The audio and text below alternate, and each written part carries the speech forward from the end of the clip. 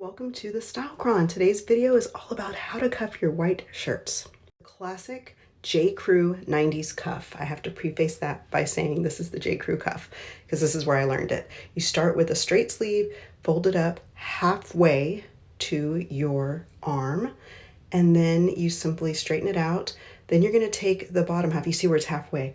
You're going to take the bottom half and you're going to fold it up and over that cuff. Have a little bit of peakage where the edges will pop. Of course, you're simply going to do the same thing on the other side, halfway up. I went a little higher this time so you guys can see. You can change up the length if you want, where it falls on your arms, if you want your elbows covered. If you don't, just fold up the bottom half of that shirt sleeve so that it holds that top portion in place. It really does lock it in. You won't have to readjust your sleeves throughout the day if you do it this way. And then I like to pop out my edges. I think it looks a little bit more editorial, a little bit more interest, kind of breaks up your arm a little bit. Two different lengths, played with them so you guys could see. You change up the length that you want. You kind of learn what you prefer. Hi friends, it's how I fold my shirt sleeves up. Thank you so much for watching.